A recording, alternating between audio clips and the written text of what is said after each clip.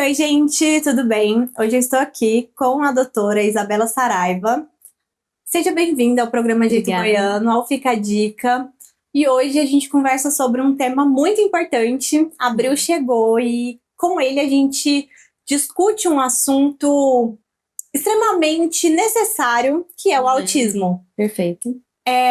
Eu queria que você começasse explicando pra gente o que é o autismo. Tá. Então, assim, o autismo, ele é um transtorno do neurodesenvolvimento. O que quer dizer isso? Isso é algo que a pessoa, ela nasceu com essa tendência e isso vai se desenvolvendo ao longo dos anos, né? Então, não é algo que a gente tem a ideia de tratar e eliminar, porque não é uma doença, né? É um transtorno, é a forma como esse cérebro se comporta, a forma como uma pessoa interpreta o ambiente, né? Então, isso pode causar alguns transtornos para a pessoa viver em sociedade, porque ela tem um funcionamento um pouco diferente do que é o mais comum, né? Muita gente tem dúvida se pode ser genético, se pode ser causado por alguma coisa que aconteceu com a mãe na gestação. Pode acontecer? Hoje a ciência ainda não conseguiu nos dizer com exatidão qual é a exata causa do autismo. Mas o que a gente sabe é que principalmente tem uma questão genética envolvida. A gente ainda não tem todos os genes mapeados, nem se vem só do pai, se vem só da mãe, a gente ainda não sabe. Esse é um ponto que requer ainda muitas pesquisas. E tem tipos diferentes, né? Então, por isso que se diz que é um espectro, porque tem formas diferentes de se apresentar e às vezes uma outra condição genética pode mimetizar um autismo. Tem isso também, às vezes não é um autismo puro, às vezes é uma outra condição e a pessoa tem um fenótipo, que é como a gente chama, que é a apresentação parecida com o autismo. Mas as principais hipóteses mostram que é a influência entre questão genética e mais algum outro fator ambiental que a gente não sabe qual é ainda. Quando a gente fala dos tipos de autismo, seria o autismo com TDAH junto, ou não é isso, são outras coisas que caracterizam esses tipos de autismo? Hoje a gente fala muito o termo espectro. Por quê? Isso quer dizer que vão ter pessoas que vão ter alguns sintomas mais leves e tem pessoas que vão ter sintomas mais graves e vão precisar de mais atenção. Por isso que a gente coloca, né, que é autista nível de suporte 1, né, e assim por diante, de acordo com a necessidade daquele indivíduo, porque se ele tem uma apresentação que necessita de mais ou menos suporte. E aí isso encaixa os sintomas, digamos assim, que cada pessoa tem. Encaixa os sintomas que a pessoa tem, mas não só isso, também o nível de gravidade que isso afeta a vida dela. Então, por exemplo, às vezes a gente vai ter um autista que ele aprendeu, ele foi muito bem estimulado, foi muito bem cuidado, e ele aprendeu a conviver bem na sociedade, a se tornar mais comunicativo, a ser mais sociável, tem um bom emprego, às vezes eles podem estar em altos cargos, né? Só que eles têm um sofrimento associado por essa questão de dificuldades na interação social. Isso pode acontecer. Por outro lado, em níveis mais graves, e se tem outras doenças associadas, o paciente ele pode apresentar mais limitações, do tipo de não conseguir sair para nada, não conseguir ter interação social, então não ter outros interesses ou ser muito restrito, alimentação muito restrita. Você falou da pessoa que ela consegue se comunicar e ela consegue, assim, ela não apresenta os sintomas, digamos assim. Essa pessoa, pode ser que ela seja diagnosticada tardiamente e tenha impactos sociais graves. Isso é extremamente comum no autismo em mulheres, inclusive, porque as mulheres elas vão aprender a mimetizar como é conviver em sociedade, ou como é que eu devo me portar. Só que isso não é algo natural. Ela sabe que aquilo é adequado, porque as outras pessoas estão fazendo, então ela mimetiza. Ela está ali fingindo, não é algo natural. Isso demanda uma energia muito grande, né? Então, às vezes, ela conseguiu passar desapercebido, principalmente se for um nível de suporte, assim, menor, e aí ela tem um fenômeno que chama masking, né, que é muito estudado, que é como se fosse assim, uma máscara. Então esses indivíduos eles colocam uma máscara social para agir ali em sociedade, porém isso é algo que drena muita energia. Então a gente tem que tomar um cuidado com essas pessoas para elas terem mecanismos de se regular, não sentirem tanto esse impacto negativo da socialização. E com o passar do tempo, o que isso pode causar para essa pessoa? Porque assim, vai chegar no momento que ela não vai conseguir mais usar essa máscara, digamos assim. Isso. Por isso que é tão importante ter o suporte adequado, né? Com terapia, com nutrição, com tratamento com psiquiatra, né? Porque a gente vai conseguir dar ferramentas para esse paciente, para essa pessoa, ter uma qualidade de vida melhor. Então a gente não fala em eliminar o transtorno, a gente fala em ter uma qualidade de vida, em esse indivíduo ele ser plenamente inserido na sociedade, ele ser acolhido. Por isso que a equipe multiprofissional é importante, por isso que identificar logo cedo é importante, né? E aqui, por exemplo, na Clínica História, a gente tem todos esses profissionais. Então nós temos psiquiatras, pediatras, psicólogos, neuropsicólogos, nutricionistas, para cuidar tanto do indivíduo, mas também dos familiares, porque às vezes é exaustivo para os familiares lidar com as adversidades dos pacientes. Né? E falta esse suporte, né? Quando a gente fala tem uma pessoa autista na família, falta ali o suporte para a mãe que cuida dessa pessoa, que vai... Porque normalmente fica por conta da mãe cuidar, né? Por mais que tenha ali o pai presente, mas é a mãe que tem que levar na terapia, que tem que ficar por conta, principalmente se for um suporte, um nível de suporte maior. Exato. Então, torna-se exaustivo para o cuidador, né? Então é importante, eu sempre bato nessa tecla de ter o cuidado com as mães principalmente, com certeza, né? A mãe, quando ela tá bem, quando ela tá informada, quando ela está, assim, saúde mental preservada, ela vai ter mais energia para saber lidar com a criança, com seu adolescente, consequentemente a evolução dele tende a ser melhor. Isso impacta o desenvolvimento da vida, né? É melhor a gente fazer uma intervenção no modo precoce, porque o cérebro está em desenvolvimento ainda. Então a gente está ensinando essa criança, ensinando esse adolescente a ter uma vida mais adaptada. Então a gente previne complicações maiores no futuro.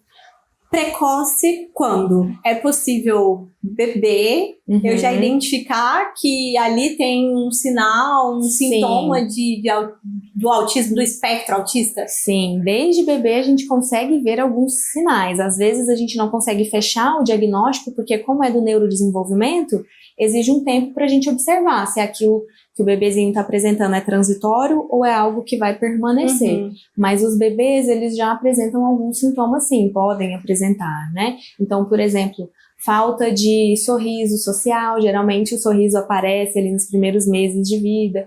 Se tem um caso de autismo, às vezes vai ser um bebezinho que não vai sorrir, não vai ter contato visual, então ele não vai procurar ali o cuidador. Tendem a ser bebezinhos que ficam mais quietinhos, brincam com o brinquedinho dele lá quietinho e não exige muito dos cuidadores. Posteriormente pode acontecer um atraso na fala. Então tem alguns sinais que a gente vai montando quebra-cabeça e vai chegando no diagnóstico. Lá no começo, você disse que a criança nasce com o espectro autista. Então a gente elimina aquele mito de que vacina causa... Essa é uma polêmica. Vacina causa autismo. A criança teve um trauma ou teve um problema no nascimento e isso causou o autismo. A gente pode falar que tudo isso é mito. Em partes, porque o que acontece? Tem esses bebezinhos que eles apresentam já esses sintomas e aí os pais, eles já estão assim mais atentos, eles já estão vendo que é algo do nascimento, mas tem outros pacientes que, por exemplo, teve um desenvolvimento completamente normal e a partir de certa idade começa a perder aquilo que ele ganhou, né? E a gente vem estudando muito sobre a chamada poda neural, por exemplo. Então é aquele bebezinho que começou a falar normal, tinha sorriso social, era tudo assim, perfeito. Em determinada idade, ele começou a perder, começou a ficar mais introspectivo, parou de sorrir, parou de olhar, parou de falar. E aí a gente tenta associar. O que será que aconteceu que despertou isso? A gente sabe que essa criança ela já tinha uma tendência. Por que aquilo aconteceu naquele momento, a gente não sabe se é algo que já aconteceria ou se foi alguma outra coisa que desencadeou. Isso a gente ainda não sabe. Então, como é algo que a criança perde, a gente tenta associar. Será que foi depois que teve uma vacina? Por isso que fica essa má informação. Mas até hoje nenhuma pesquisa assim foi exata para dizer. Então, o que a gente sabe é que não, vacinem seus filhos, as vacinas são seguras. Certo. A gente está caminhando para o fim, mas eu queria falar um pouco sobre o preconceito. Uhum. Eu acho que a campanha de conscientização é muito sobre isso. A gente conscientizar as pessoas sobre a importância de falar sobre o autismo e apoiar pessoas que cuidam de outras pessoas que estão no espectro, né? Então, vamos falar um pouquinho sobre a campanha, como ela funciona, preconceitos. Então, é muito importante a gente ter momentos como esse. É uma honra para mim estar fazendo essa entrevista aqui com vocês, porque quanto mais informação a gente difundir por aí, é a arma que a gente tem para lidar contra o preconceito, né? Então, às vezes, é uma inabilidade, um desconhecimento que as pessoas têm e não conseguem lidar. Então, alguém pode achar que se um autista está se incomodado, ou é porque ele está fazendo birra, ou é uma criança difícil, ou é a mãe que não consegue controlar o filho, né? Essa mãe aí, como assim? Ela tá deixando a criança dar uma birra aqui? Como assim essa mãe não consegue levar a criança? Como assim meu sobrinho não quer participar? E não é uma escolha, assim, da pessoa. Ela tem as dificuldades dela e isso impede ela. Por isso que é tão importante a gente falar sobre isso, para que quando essa pessoa esteja em sociedade, a gente tenha um olhar mais humano, um olhar mais caridoso, entendendo que ela, estar num ambiente social, para ela é incômodo. Às vezes até aquela brincadeira de mau gosto, e que aí deixa de ser brincadeira, né? Porque não é engraçado para outra pessoa, mas aquele comentário de mau gosto. Exatamente, ou às vezes a banalização, acha que tudo é autismo. Isso aqui, eu gosto de comer tal coisa. Será que eu sou autista? Estou com hiperfoco em tal coisa. Será que eu sou... Isso diminui, né, assim, a grandeza do impacto que as pessoas que realmente têm o transtorno têm e acabam banalizando o termo, né? Então é importante a gente ter bem consciente essa diferenciação. Nem para banalizar, de se tornar algo pejorativo e do modo que a gente desmerece, né, quem realmente sofre com transtorno. Doutora, e o que a gente faz? E aí eu pergunto enquanto não tenho ninguém na família que está no espectro, mas estou num ambiente que vejo que tem, por exemplo, uma criança com a mãe e a criança está no espectro autista e ela tem ali uma estereotipia e está desregulada. Eu vejo que a mãe está com dificuldade para ajudá-la ali. Eu posso fazer alguma coisa? Tem alguma coisa que eu posso fazer para ajudar essa mãe, para ajudar essa criança? Ou uma pessoa maior, né? Enfim. Eu acho que o que você não deve fazer primeiro, né? Acho que ficar apontando o dedo, julgando ou ficando olhando, assim, eu acho que é ruim para a mãe, que vai se sentir incomodada, e também para a criança, né? Então, evitar fazer esse tipo de atitude e ter um papel, assim, acolhedor, respeitando o limite, porque às vezes a mãe, ela vai conseguir lidar, ela só precisa de um tempinho, né? E um espaço. Só que se as pessoas ficam ali em volta, acaba atrapalhando, ou ela se sente constrangida. E se você achar que você consegue, que tem algo que você possa ajudar, ofereça ajuda à mãe, né? Não sei, se a mãe tiver, por exemplo, carregando um monte de sacola, um monte de coisa, pede... Pode te ajudar? Eu te ajudo aqui, eu olho aqui pra você enquanto ele se acalma. Levar com mais naturalidade, sempre ajudando a mãe, eu acho que é o melhor que vocês possam fazer. Às vezes tá com outra criança também. Às vezes tá com outra criança, né? Algo nesse sentido, mas eu diria só pra não ter esse olhar de julgamento, né? Pra causar menos constrangimento. Não tem cura, mas a gente tem tratamentos e maneiras de regular esse paciente e, como você disse, a família. Com certeza. Quais são os profissionais que podem fazer isso? Quem que deve ser procurado? Bom, aí depende da idade, né, do indivíduo, mas a gente começa ali com pediatras, psiquiatras, porque aí a gente exclui se tem alguma outra questão física, alguma outra doença por baixo que está mimetizando, e juntamente, né, essa é a base, depois a gente vai para psicólogos, neuropsicólogos, terapeutas ocupacionais, fonoaudiólogos, se tem alguma questão na fala, né, então psicopedagogos, musicoterapeutas. Então, dependendo ali do indivíduo, a gente pode ter uma gama de profissionais que ajudam, né? Eu sempre gosto de dizer que é melhor a gente usar todas as ferramentas que a gente tem.